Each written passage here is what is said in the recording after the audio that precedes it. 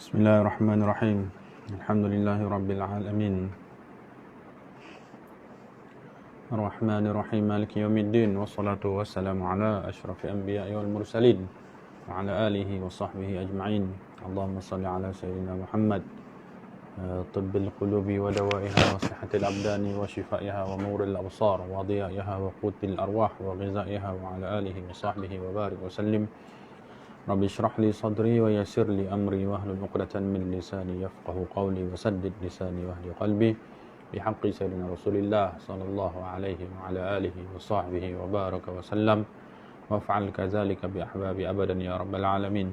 Allahumma shalli ala sayyidina Muhammad salatan yatajaddadu biha sururuhu wa yatadha'afu biha huburuhu wa yushriku biha ala qulubina nuruhu wa ala alihi wa sahbihi wa barik wa sallim.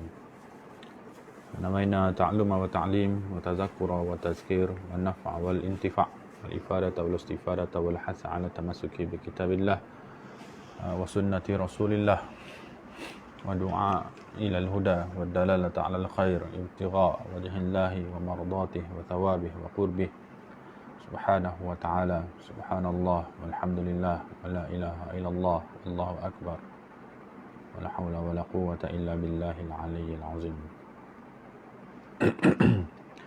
Amma ba'du. Assalamualaikum warahmatullahi wabarakatuh. Pada tuan-tuan, puan-puan yang sudi meluangkan masa pada pagi ini untuk sama-sama kita mengulang kaji hal ehwal perihal agama kita dalam menjalani kehidupan kita sebagai hamba Allah Subhanahu wa taala.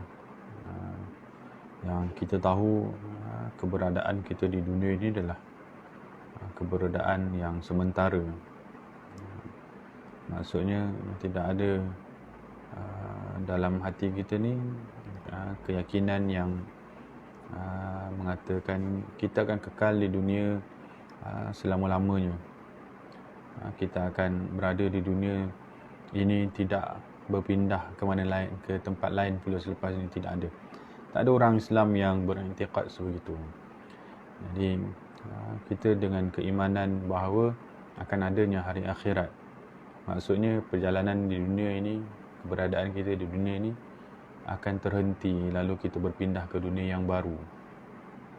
Dengan keyakinan kita yang kita ni akan berpindah ke dunia yang baru itu menyebabkan kita tahu kita perlu mempersiapkan diri kita sebagai hamba Allah yang inginkan keselamatan satu, dan yang kedua kebahagiaan dua di hari akhirat. Kerana orang yang menerima bahagia di akhirat tidak akan menderita, maksudnya tidak akan disakiti. Maksudnya dia akan menerima keselamatan. Orang yang mendapat jaminan perlindungan keselamatan di hari akhirat, maksudnya dia juga akan mendapat kebahagiaan. Siapa yang tidak memperoleh salah satu daripada dua tersebut di akhirat, maka sebenarnya dia akan menerima kesakitan. Wal'ayazubillah. Jadi dalam perjalanan kita mendapatkan, merebut ataupun meletakkan diri kita di ruang kebahagiaan ataupun di bawah perlindungan Allah Subhanahu Wa Taala itu, kita tahu bahawa di sana ada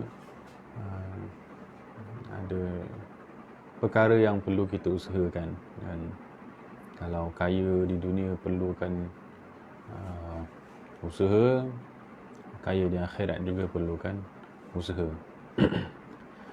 Jadi dalam mengejar ataupun dalam mempersiapkan diri untuk berusaha ke arah keselamatan dan kebahagiaan itu, kita tahu modal adalah umur kita, masa kita kan. Maka apabila Allah Ta'ala memanjangkan umur kita, maksudnya di situ ada tugasan yang perlu kita penuhi, iaitu untuk menjamin bahawa setiap masa yang diberi atau umur yang diberi itu akan kita laburkan kepada kesenangan akhirat. walaupun terpaksa susah sekejap di dunia kan. Itu tanggungjawab. Dan ketika ini kita sedang mengusahakan perkara tersebut dengan meletakkan umur kita di tempat yang kita yakin tidak akan sia-sia.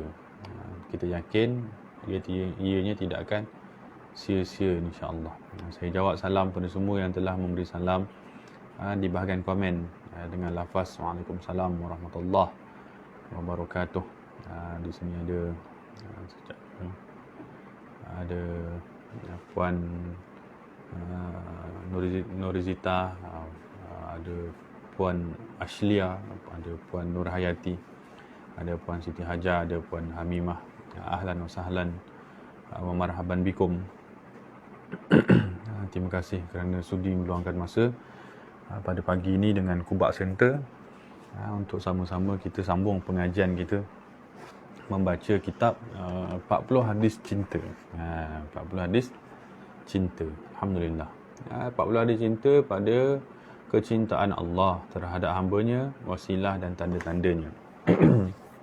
Yang dimaksudnya 40 hadis cinta Allah lah kepada hamba, yang disusun oleh Al-Alim Ar-Rabbani Syekh Yusuf, Syekhna, guru saya, Syekh Yusuf bin Muhyiddin Riqbahur Al-Hasani hafizahullah taala. Masih panjang umurnya insya-Allah, berada di Lubnan ketika ini. Kemudian diterjemahkan oleh sahabat dan guru saya juga, Al-Fadil Ustaz Tengku Ahmad Saufi, Tengku Abdul Rahman, amalahullah wal muslimin bi latfil khafi, amin. Kita sambung pada hadis yang ke-24 daripada kitab ni. Ada 40 hadis, jadi kita berhenti sebelum ni di hadis yang ke-23. Hari ni akan sambung pada hadis yang ke-24. Hadis 24. Jadi kalau ada kitabnya boleh buka muka surat 74. Bismillahirrahmanirrahim. Wa bisanad muttasil ila al-imam ila sahibil muallif hafizahullah taala wa nafa'na bi'ilmi fi darain, amin. Wa bihi la qala an Ya'la bin Murrah qala Rasulullah sallallahu alaihi wa ala alihi wa sahbihi wa baraka wasallam. Daripada Sayyidina Ya'la bin Murrah radhiyallahu anhu. Sayyidina Ya'la bin Murrah radhiyallahu anhu. Dia dua adab lah kan. Kalau kita sebut nama sahabat, kita boleh letak Sayyidina, maksudnya pimpinan kita. Sahabat pun dapat pangkat Sayyidina juga, sebab sahabat pimpin kita kepada Rasulullah kan.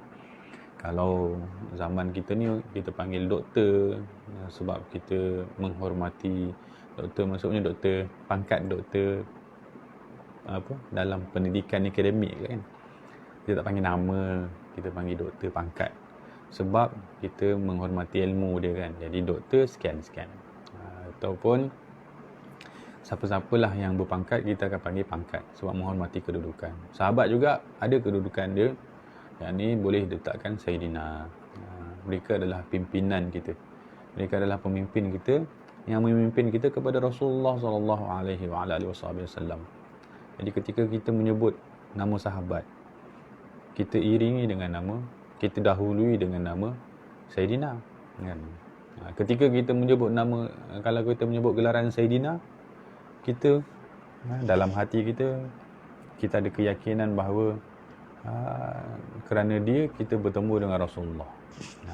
Bila kita sebut Sayyidina tu, ada penghayatan dalam hati kita bahawa terima kasih wahai sahabat, kerana engkau telah pimpin kami kepada penghulu makhluk ini, Sayyidina Rasulullah. Kekasih Allah, yang kalau kami mengikut Rasulullah, maka kami akan dapat bahagian yang baik. Jadi ketika kita sebut Sayyidina tu, kita bukan sebut pangkat semata-mata, tapi kita menyebut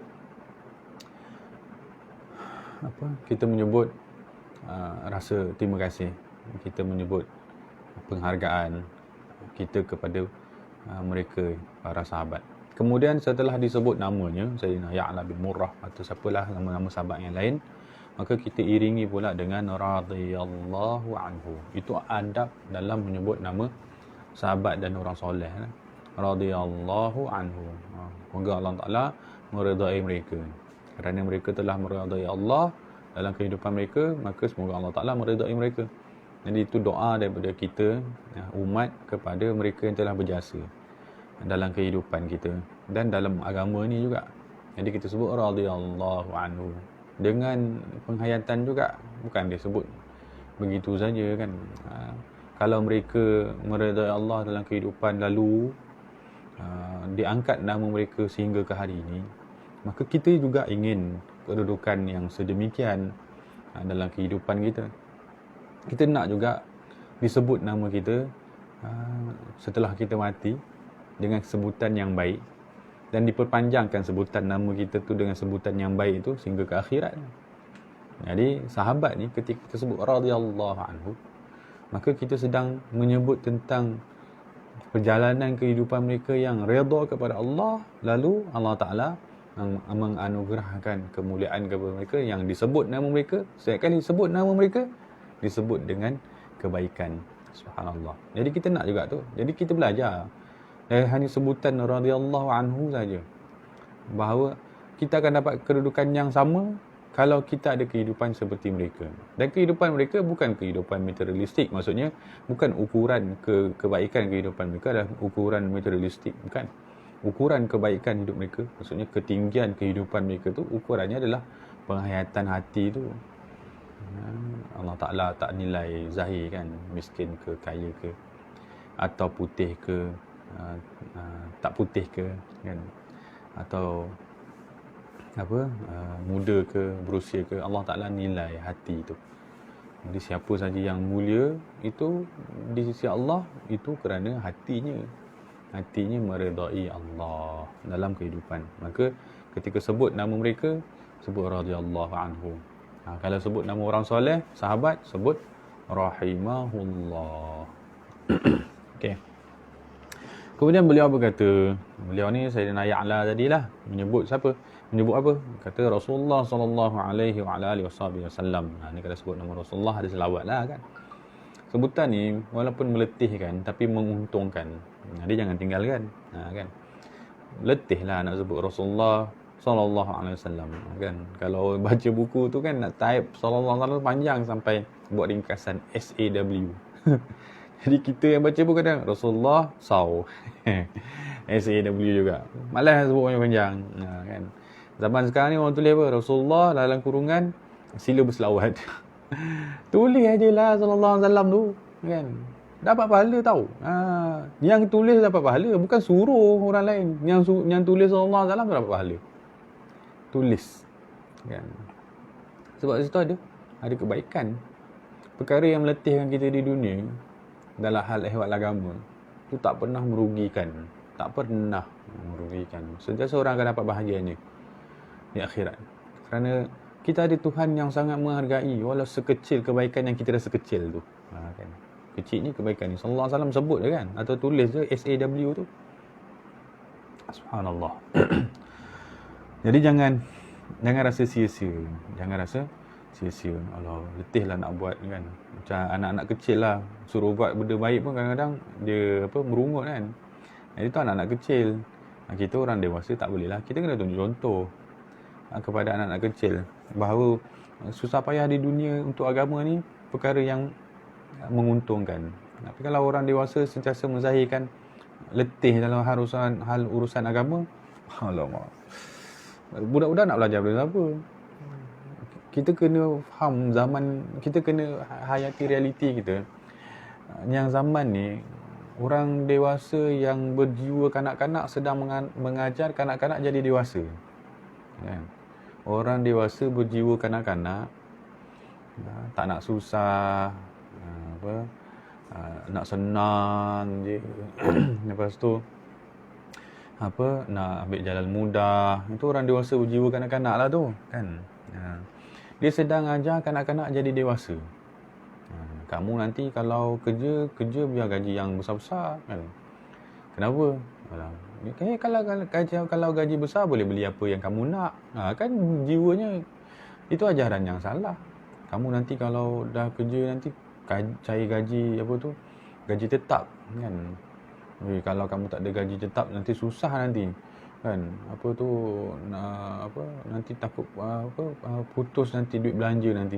Kalau putus duit belanja nanti kamu nak kerja, nak dapat duit dari mana kalau kamu tak ada gaji tetap? Macam mana ajaran tu, kan? Itu ajaran daripada kanak-kanak lah kan. Kanak-kanak kan nak senang je kan. Tapi dalam tubuh yang dewasa, dalam tubuh dewasa berumur lah tu, kan. Jadi itu ajaran yang tak sempurna lah kan. Tak sempurna. Sepatutnya kata kamu kena kerja kuat-kuat, dapat gaji besar. Kamu kena kerja kuat, dapat gaji. Jangan rehat. Kenapa pula kan? Bila kamu gaji banyak, duit banyak, kamu boleh tolong orang. Kamu boleh tolong orang. Kamu boleh masuk syurga dengan duit banyak, kamu tahu tak? Kamu boleh masuk syurga dengan pintu sedekah. Orang lain tak boleh. Kalau tak ada duit, tak boleh masuk pintu. Itu jiwa dewasa. Mengajar jadi dewasa dengan menyusahkan diri untuk kesenangan masa depan. Bukan mengajar jadi dewasa supaya masih lagi berjiwa kanak-kanak. Orang takut susah sebab dia rasa lepas susah tak ada senang. Itu kanak-kanak. Kan? Kita orang dewasa belajar bahawa senang dan susah tu hanya pasangan saja. Tak ada orang yang sentiasa senang. Orang berumur lagi tahu. Kan? Lepas senang ada ke? Lepas senang ada? Tak ada. Lepas senang susah. Dia kan dia bertukar-tukar. Sebagaimana gembira tidak lama, sedih juga tidak lama sebab dia bertukar-tukar. Jadi orang dewasa sedar hakikat tersebut. Hanya orang dewasa yang jiwa kanak-kanak je yang tak nak negatif-negatif. Ini perkara-perkara negatif ni. Tak. Ulama ajar kita kalau kita tak kenal susah, macam mana kita nak hayati senang? Kalau kita tak faham nikmat sedih, macam mana kita nak faham nikmat gembira pula? Itu kena jadi dewasa. Subhanallah. Itu cerita daripada tulisan sallallahu alaihi wa alihi wasallam. Sebut surah ajar nak sebut. Baca kitab tu sebut. Jangan kamu tinggal lah SAW ni kan. Kalau kamu baca SAW pun lepas tu kamu sebut lah sallallahu alaihi wasallam. Kalau mungkin letih pada tulisan, panjang nak tulis, tak apalah tulis SAW. Tapi jangan tak sebut sallallahu alaihi wasallam tu, sebut SAW pula kan.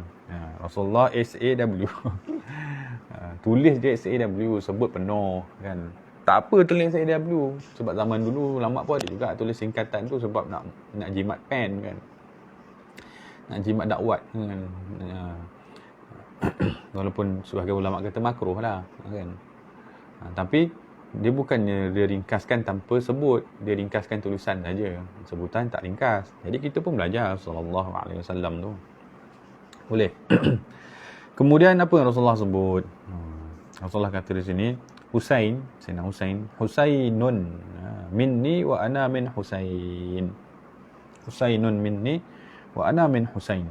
Ahabballahu man ahabba Husainan. Husainun sibtun min al-asbat. Husain ni siapa ni Husain? Husain ni maksudnya cucu Rasulullah. Cucu Rasulullah, anak kepada Sayyidina Ali. Sayyidina Husain bin Sayyidina Ali bin Abu Talib. Abu Talib bin Abdul Muttalib. Jadi Abdul Muttalib itu datuk Nabi. Abu Talib itu pakcik Nabi. Sayyidina Ali itu sepupu Nabi, dan Husain tu adalah cucu Nabi. Sayyidina Ali sepupu, Allahu Akbar. Sayyidina Ali sepupu, kemudian jadi menantu. Kemudian jadi menantu. Menjadi menantu Rasulullah, kahwin dengan Sayyidina Fatimah. Radhiyallahu anha. Kemudian dapat Sayyidina Husain. Sayyidina Husain ada abangnya Sayyidina Hasan. Ada adiknya Sayyidina Muhsin. 3 orang. Waktu lahir Sayyidina Hasan, abang Sayyidina Husain, beza kata setahun lebih gitulah.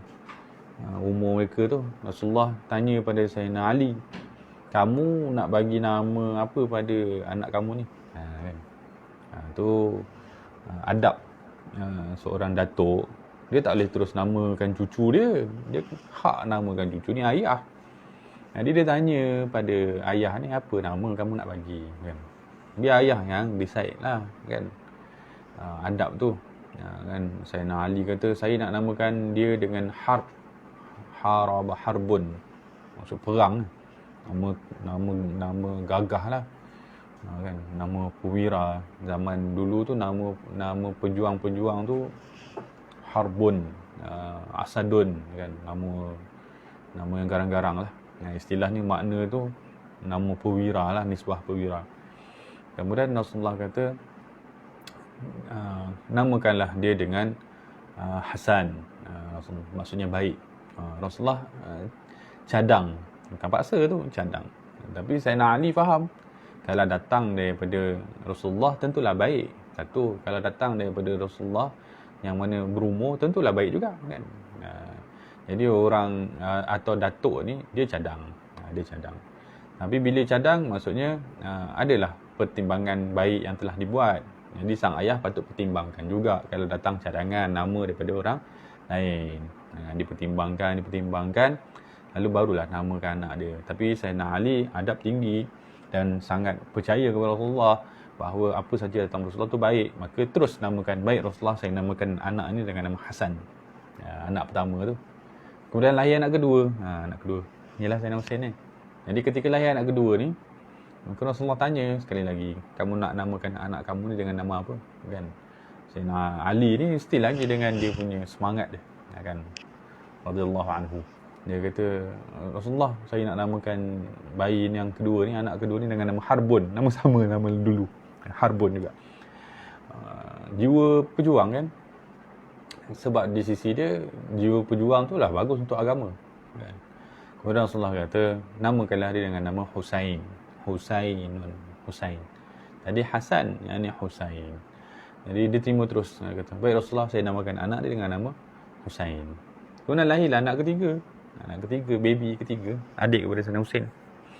Kemudian Rasulullah tanya, kamu nak namakan apa dengan baby ni? Sekali lagi dia kata, Rasulullah, saya nak namakan anak ni dengan Harbun. Kan, konsisten dia. Kemudian Rasulullah kata, namakanlah dengan Muhsin. Muhsin. Ketiga-tiganya, Hasan, Husain, Muhsin, itu nama yang makna baik. Daripada itu, para ulama dan hadis-hadis yang lain lah, kalau nak menamakan anak, yang pertama, namakan anak dengan nama yang merujuk maknanya kepada akhlak. Merujuk kepada akhlak. Akhlak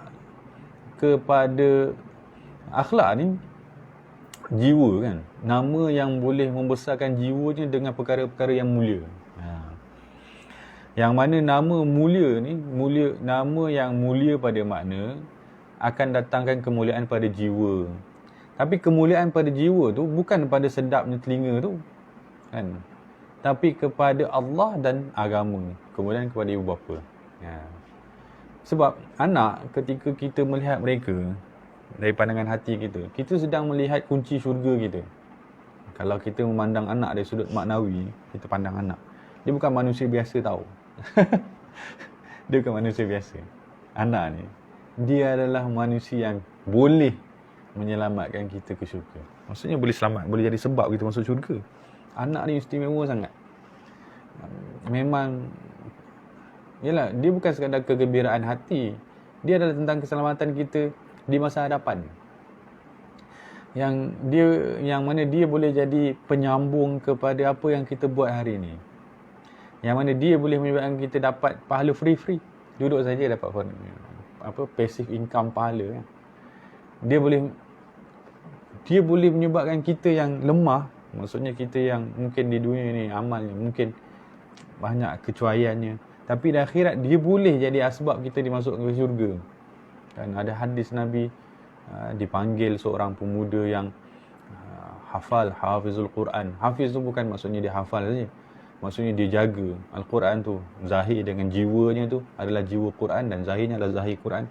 Maksudnya akhlak di luar, dalam jiwanya ada mengagungkan Allah, lidahnya sentiasa membaca Al-Quran, tu hafizul Quran. Maka orang ini akan dipanggil di akhirat untuk dimuliakan. Setelah dia dimuliakan, dia akan memanggil malaikat. Allah Ta'ala akan perintahkan dia untuk panggil kedua bapanya. Panggil mak ayah kamu. Siapa pun mak ayah dia? Walau siapa pun mak ayah dia akan tetap dimuliakan kerana telah melahirkan insan mulia. Walau siapa pun mak ayah dia. Mungkin lemah, maksudnya mungkin keadaannya biasa-biasa saja kan. Tapi dimuliakan kerana anaknya mulia. Macam dunia sajalah. Ada orang tu mungkin biasa-biasa saja ayahnya. Tapi anaknya jadi pemimpin kan. Automatik ayah tu naik darjat. Dapat lahirkan pemimpin. Pemimpin dapat jadi ketua pelajar universiti atau ketua pelajar sekolah saja. Tengok mak ayahnya dah ada kursi khas. Subhanallah. Dunia, akhirat lebih lagi. Jadi ayahnya yang di dunia tu mungkin tak terfikir ada peluang masuk syurga, mana tahu. Tapi di akhirat dapat masuk. Subhanallah. Jadi anak ni luar biasa. Kita pandang anak tu adalah kunci syurga kita kan. Kesalahan dia kesalahan yang patut dibetulkan kerana dia adalah orang yang akan masukkan kita ke dalam syurga kalau dia betul. Faham tak saya? Kan? Kalau dia betul, kita akan masuk syurga. Jadi ketika kita nampak ada kekurangan atau ada perkara yang perlu dibetulkan, kita segera betulkan supaya dia jadi manusia yang baik, perwatakannya lalu dimasukkan ke syurga dan kita dapat bahagian yang betul kerana kita telah melahirkan manusia yang masuk ke syurga. Tapi untuk betulkan manusia, maksudnya untuk jadikan seorang manusia itu manusia syurga, maksudnya berakhlak seperti ahli syurga, tentulah yang mendidiknya perlu juga berakhlak dengan akhlak syurga juga. Kan? Macam mana seorang ahli neraka nak didik seorang ahli syurga? Susahlah memang. Dengan izin Allah lah kan. Tapi dari sudut akalnya susahlah kan. Jadi Rasulullah ajar para sahabat namakan anak tu dengan nama-nama yang merujuk kepada akhlak. Merujuk kepada akhlak. Maka Sayyidina Husain itu adalah subhanallah, baca kena buat sesi khas lah untuk syarah tentang Sayyidina Husain ni. Tapi cucu Rasulullah, antara Hasan dan Husain, cucu Rasulullah yang disayangi. Sayyidina Muhsin, adik kepada Sayyidina Husain tu meninggal atau wafat pada usia kecil. Apa yang disebut dalam hadis ni, Rasulullah sebut Allah mencintai orang yang mencintai Sayyidina Husain. Jadi kita kena tanam dalam hati kita, kita sayang Sayyidina Husain, cinta Sayyidina Husain. Sayyidina Husain adalah cucu yang disayangi oleh Rasulullah. Subhanallah. Sayyidina Hasan dan Husain tu cucu yang disayangi oleh Rasulullah. Jadi ketika Rasulullah sayang seseorang, kita sayang orang tu. Sebab siapa yang sayang orang yang Rasulullah sayang, maka dia akan disayangi oleh Rasulullah. Kan? Siapa yang sayang kepada orang yang disayangi oleh Rasulullah, maka dia akan dicintai Rasulullah. Sebab tu kita sayang ahli keluarga Rasulullah. Sebab kita nak dapat kasih sayang Rasulullah. Siapa yang disayangi oleh Rasulullah akan disayangi oleh Allah. Itu kan kaedahnya. Kan? Orang bercinta, lelaki perempuan tu, lelaki tu bercinta dengan kakak tu, tapi tetap juga menzahirkan sayang kepada adik perempuan dia, atau adik lelaki dia, atau ahli keluarga dia, ayah dia, mak dia. Sebab memang dasar orang mencintai, dia akan cinta apa saja yang berkaitan. Orang yang pergi ke Kubah tu kan, suka Kubah, tentulah suka juga apa yang ada dalam Kubah tu kan. Kubah Center tu ada ustaznya bagus, suka ustaz dia, suka ustaz lah kan, suka ustaz dia, suka apa tu, ustazah dia, suka suasana dia kan, suka tempat dia kan. Mungkin suka parking pula kan, senang parking depan rumah. Jadi memang adat kita akan ada kecenderungan, bila kita suka sesuatu, kita akan suka juga apa yang ada di sekeliling dia. Tapi kalau kita suka sebahagian saja, tu ada masalah tu. Saya suka, macam contoh orang bercinta kata lelaki tu pada perempuan, saya suka awak je, lelaki tu kata, saya tak suka family awak. Ni lain macam ni. Kalau dia suka kita tapi tak suka family kita, ni ada masalah ni. Ini tak betul ni. Ada muslihat kan. Jadi orang macam tu tak patut didekati, kerana dia ada masalah, dia ada kepentingan kat situ. Kita dengan Rasulullah macam tu. Kalau kita sayang Rasulullah, kita tentu sayang apa saja yang ada dengan Rasulullah. Itu bukti kan. Saya sayang Rasulullah tapi saya tak sayang cucu Rasulullah. Macam zaman kita ni, dia ada dua golongan. Satu, dua-dua golongan tu mengatakan golongan yang sesat. Dalam fahaman agama tu, kita ahli sunnah wal jamaah kan. Selain daripada ahli sunnah wal jamaah ni, ada fahaman-fahaman agama yang lain kan. Dia ada satu fahaman tu, dia sayang Rasulullah tapi tak sayang para sahabat. Dia sayang Rasulullah, sayang ahli keluarga Rasulullah, tak sayang sahabat. Oh, sahabat ni dikafirkan, dia hina, dia caci. Ini tak sempurna imannya. Sesat, kata para ulama'. Macam mana dia sayang Rasulullah, sayang sahabat, tapi sayang Rasulullah, sayang ahli keluarga, tak sayang sahabat. Pelik lah, kan? Sayyidina Abu Bakar, Sayyidina Umar, Sayyidina Uthman, Sayyidina Muawiyah, Sayyidina, itu semua sahabat-sahabat Rasulullah yang juga ada pertalian darah dengan Rasulullah, ada kehidupan dengan Rasulullah. Rasulullah menyayangi mereka, ada sirah, ada ceritanya. Tapi saya sayang Nabi, saya sayang keluarga, tak sayang sahabat. Itu kita orang macam tu, kita jangan lari jauh lah. Ada golongan kedua, sayang Rasulullah, sayang sahabat, tak sayang ahli keluarga Rasulullah. Tak sayang Sayyidina Ali, tak sayang Sayyidina Hasan, tak sayang Sayyidina Husain. Tak suka Siti Fatimah, tak suka Siti Aisyah. Ada golongan tu. Ada golongan tu. Sayang Nabi, sayang sahabat, tak sayang ahli keluarga. Ada. Zaman kita ada. Jadi dua-dua golongan tu sesat. Sebab kita ahli sunnah wal jamaah, Asy'ariyah Maturidiyah, dia sayang Rasulullah, sayang ahli keluarga Rasulullah, sayang sahabat Rasulullah, sayang umat Rasulullah. Jadi di antara ciri-ciri umat Nabi Muhammad SAW yang mengikut jalan para sahabat, ulama salafus soleh, para sahabat dan Rasulullah, dia akan cinta umat Nabi Muhammad SAW. Dia akan cinta sahabat, dia akan cinta ahli keluarga. Yang tertinggi, dia cinta Rasulullah. Kerana dia cinta Rasulullah, dia akan cinta semua. Sebab Rasulullah cinta semua makhluk ni. Kerana Allah mencintai semua makhluk ni. Macam mana kita benci makhluk ciptaan Allah sedangkan Allah cinta dia? Kan? Di antara tanda cinta Allah kepada sesuatu, Allah Ta'ala cipta dia. Kan? Allah Ta'ala cipta dia. Kemudian itu urusan Allah lah. Kalau Allah Ta'ala bagaimana Allah Ta'ala bermuamalah dengan dia dalam kehidupan tu urusan Allah. Tapi Allah Ta'ala cipta dia. Maka kita menghormati penciptaan Allah. Rasulullah sayang semua makhluk Allah. Jadi dalam hati kita cinta Sayyidina Hasan, Sayyidina Husain. Subhanallah. Kena tanam dalam hati kita. Nanti jangan orang gantung nama Sayyidina Hasan, Sayyidina Husain, ini sesat. Jangan. Itu ajaran sesat.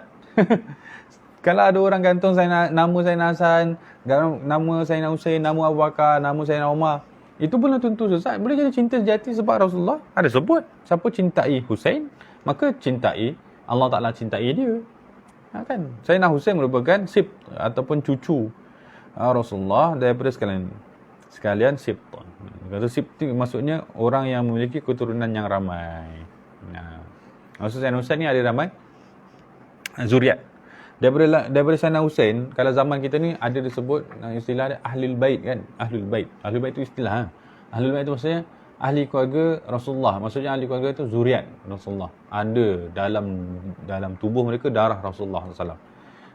Kalau zaman kita ni mudahnya golongan Said Syarifah, Syarifah, golongan Syarif kan. Itu semua golongan-golongan yang ada silsilah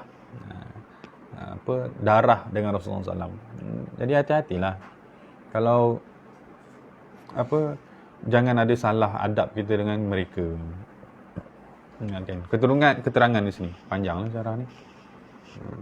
Berapa jam ni? Setengah jam dah. Hadis ni menjelaskan tentang ketinggian kecintaan baginda Nabi SAW terhadap cucunya, iaitu Sayyidina Husain bin Ali. Kita galakkan kepada umat baginda Nabi SAW untuk mencintai mereka radhiyallahu anhum dengan sepenuh hati sebagaimana kecintaan mereka terhadap baginda Nabi SAW. Beliau bukan sekadar cucu baginda Nabi SAW yang tercinta, bahkan imannya, amal ibadahnya serta akhlaknya mengikuti nendanya ataupun datuknya Rasulullah SAW. Sallallahu alaihi wasallam. Cerita Sayyidina Hasan dengan Sayyidina Husain ni panjang lah. Nanti kalau ada sesi-sesi khas nanti kita cadang Ustaz Fahmi buat kan, berkaitan dengan sirah Nabi SAW. Okey, kemudian hadis yang ke-25 daripada Abu Hurairah radhiyallahu anhu, bahawa beliau berkata Rasulullah SAW, barang siapa yang mencintai golongan Ansar, Al-Ansar, maka dia akan dicintai oleh Allah. Dan barang siapa yang membenci golongan Ansar, maka Allah Ta'ala akan membencinya. Okey, ni hadis seterusnya lah. Jadi barang siapa mencintai golongan Ansar ni sahabat yang asal dia kan, kalau masa kita baca peristiwa hijrah tu ada sebut muhajirin ansar kan, ada dua golongan, muhajirin ansar. Muhajirin maksudnya orang yang daripada Mekah berhijrah pergi ke Madinah, itu namanya muhajirin, kena ingat tu muhajirin. Yang kedua golongan ansar. Golongan ansar adalah penduduk asal Madinah yang menunggu kehadiran orang muhajirin, kehadiran Rasulullah dan orang muhajirin. Jadi orang ansar ini, penduduk asal Madinah ini, ada dua golongan kan, ada daripada Aus dan Khazraj. Ini dalam sirah tajuk hijrah akan sebut. Nanti nak masuk awal Muharram nanti akan ada cerita lah, ulang-ulang kan, ulang kaji bab hijrah. Jadi golongan Ansar ni adalah pemberi bantuan, maksudnya penerima kedatangan golongan muhajirin. Dia penduduk asal Madinah. Sebelum nama Madinah kan nama Yasrib kan, Yasrib. Dan kemudian ditukar nama Madinah Al-Munawwarah. Jadi di situ ada golongan Ansar. Jadi golongan Ansar ni Nabi ada isytihar pada umat sahabat ketika itu. Nabi kata barang siapa yang mencintai golongan Ansar, siapa yang cinta Ansar, siapa yang mencintai Ansar, maka dia akan dicintai oleh Allah. Siapa yang cintai sahabat yang berada di Madinah asal ni, maka dia akan dicintai. Maksudnya Nabi suruh kita cinta sahabat. Tadi Nabi suruh cinta ahli keluarga kan, ini Nabi suruh cinta sahabat. Jadi sebagai umat Nabi Muhammad, dia akan cinta dua-dua. Dia akan cinta dua-dua. Kalau Ansar, maksudnya yang bersama dengan Rasulullah SAW, bukan daripada awal Islam, Nabi isytihar cinta dan perlu kita cinta, bagaimana dengan muhajirin lebih lagi, yang bersusah payah dengan Rasulullah daripada awal, tentulah lebih lagi kedudukannya dicintai kan. Maksudnya tak apalah, tak boleh beza pun, yang penting sahabat tu kita cinta kan. Muhajirin Ansar tu kita cinta sebab mereka dicintai oleh Rasulullah. Kemudian Nabi isytihar pula, Nabi sebut siapa yang benci Ansar, maka Allah Ta'ala akan bencinya. Jadi jangan benci walau sikit pun sahabat. Itu ada gerakan kan. Awal-awal tahunnya tu, tahun lepas tak ingat. Ada gerakan fahaman, yang mengajak, ada tulisan-tulisan lah yang mengajak kita untuk benci kepada sebahagian para sahabat. Kan, kepada sahabat. Contohnya itu isunya Sayyidina Muawiyah. Apa ni Sayyidina Muawiyah ni? Rampas khilafah.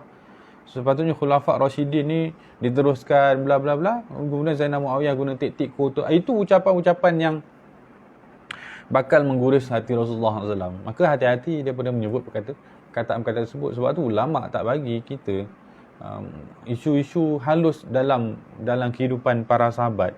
Kita tak boleh masuk campur sebab kita tak ada di zaman tu dan tak faham. Jadi kita ambil pendekatan para ulama yang lebih alim daripada kita untuk berinteraksi. Macam mana kita nak berinteraksi dengan kisah-kisah sahabat yang mungkin ada orang cakap yang buruk-buruk pasal sahabat. Maksudnya ada kisah-kisah yang dengar di telinga kita ni, betul juga ni tindakan yang salah ni. Macam mana kita nak berinteraksi? Adakah kita cakap ini salah ni? Tak, kita kena ambil tindakan yang ulama ambil. Ulama kata dalam isu ini kita tak boleh bercakap sebab kita tak faham apa yang berlaku, terlalu kompleks untuk kita bahaskan. Jadi para sahabat, para ulama ambil pendekatan menghormati para sahabat dengan apa keputusan yang mereka buat ketika itu. Jadi maksudnya bukan senang-senang nak cerita tentang buruk sahabat.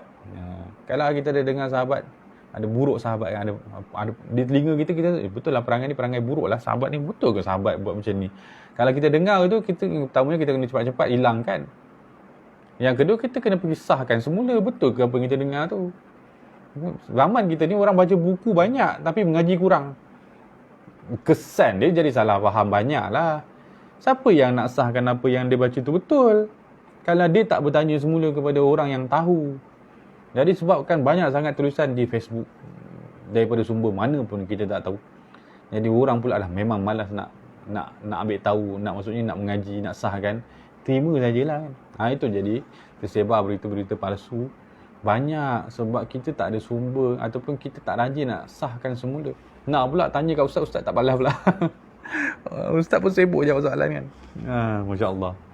Jadi banyak, yang pertamanya kena banyak buat istikharah. Ya Allah, kalau ada sebarang kekeliruan yang berlaku dalam kehidupan aku, lurungkan pada jawapan. Istikharah kena. Kita bukan hidup dengan akal kita boleh selesaikan semua masalah yang kita jumpa kan. Kita selesaikan masalah kita dengan bimbingan daripada Allah. Sebab tu solat istikharah tak boleh tinggal. Dia bukan tentang buat pilihan semata-mata, tapi dia tentang dapat petunjuk daripada Allah agar hidup kita sejahtera. daripada masalah-masalah yang kita tak tahu nak selesaikan kalau dia tak bagi bantuan. Kan? Itu kena buat istikharah. Boleh. Kemudian keterangan hadis ini menyentuh tentang kemuliaan golongan Al-Ansar sehingga baginda Nabi SAW menyebutkan kelebihan yang akan diperolehi oleh golongan yang mencintai mereka. Kelebihan dia apa? Dicintai oleh Rasulullah. Kalau dicintai oleh Rasulullah akan dicintai oleh Allah. Dan hal ini demikian kerana golongan Al-Ansar adalah golongan yang banyak berkorban dalam membela dan membantu dakwah Nabi SAW. Jadi kalau nak sirah kena baca. Sirah kena baca. Kalau kita baca sirah, kita akan faham besarnya kehidupan pengorbanan para sahabat dalam membangunkan agama ni. Kalau kita rasa kita paling banyak amal, kita baca kisah sahabat.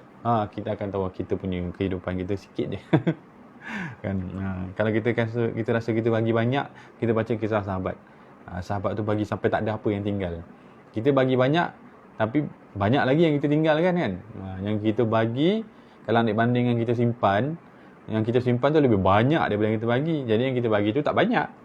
Kan? Sahabat ni bagi banyak. Sebab apa bagi banyak? Sebab yang tinggal tak ada. Itu nak tahu banyak ke sikit ke kan dalam pemberian. Luar biasa kan sahabat. Itu boleh bacalah nanti insya-Allah. Jadi kita tangguh kat sini ada 26. Saya nak baca sikit daripada kitab Ayyuhal Walad. Kan. Kitab ni nak beransur-ansur habis lah ni. Jadi nak tambah sikitlah. Baca sikit-sikitlah daripada kitab ni. Jadi kitab kedua ni namanya kitabnya Ayyuhal Walad, dikarang oleh Al-Imam Hujjatul Islam Abu Hamid Al-Ghazali rahimahullah taala, ulama besar Imam Ghazali. Yang diterjemahkan oleh Syekh Fahmi Zamzam hafizahullah taala. Jadi kitab ni tentang semangat beramal, semangat beramal. Kita dah nak kiamat ni kan. Kalau mengaji banyak tak beramal, nanti ilmu ni tak bermanfaat. Jadi banyak baca, banyak amal. Amal ni pula ada dua kan. Ada amal khusus, solat, baca Quran. Ada amal umum, amal sosial kan. Bantu masyarakat. Atau mendoakan yang baik-baik bagi masyarakat. Gitu. Okey. Jadi kita ada berapa minit ni? Okey, 15 minit. Jadi insya-Allah kalau lepas-lepas ni 15 minit akan baca kitab ni lah. Akan baca kitab ni. Bismillahirrahmanirrahim. Ini ada mukaddimah dekat sini. Berkata Al-Imam Hujjatul Islam Abu Hamid Muhammad bin Muhammad Al-Ghazali At-Tusi rahimahullah taala. Imam Ghazali ni antara ulama yang ditohmah zaman-zaman ke belakang ni. Beliau adalah ulama yang ditohmah dengan tidak alim. Macam mana ada orang tohmah sedangkan ni kalau nama Al-Ghazali ni gegasi lah dalam dunia Islam ni. Maksudnya alim sungguh lah. Dia punya keilmuan ni tinggi sangat. Tapi zaman kita ni ada orang kata Imam Ghazali ni mengaji tak habis kan, tak alim. Itu tuduhan-tuduhan begitu itu merendahkan Imam Ghazali. Kalau ada orang cakap begitu pada Imam Ghazali, maka kita larikan diri pada orang itu. Kan? Itu nasihat ulama. Kalau ada orang jahil ajak kita benci ulama, kita lari pada orang jahil tu. Jangan lari pada ulama. Kan? Jadi ada orang ajak kita benci Imam Ghazali. Jadi kita lari daripada dia. Kan? Lari daripada orang yang ajak tu lah. Jadi Imam Ghazali ni ulama besar. Banyak jasa beliau. Antara karangan beliau yang masyhur Ihya Ulumuddin. Ihya Ulumuddin yang gabungkan dalam tu ada fiqh, dalam tu ada tasawuf, dalam tu ada akidah, sempurna. Baca kitab tu sempurna. Tapi kitab tu besar, berjilid. Jadi orang tak lalu nak baca sebab zaman ni orang nak baca yang cepat-cepat habis kan. Jadi baca kitab kecil. Beliau buat kitab kecil. Ayyuhal Walad. Kitab Ayyuhal Walad ni, kitab ni beliau tulis untuk anak murid. Nipis saja. Jadi kita baca kitab ni insya-Allah.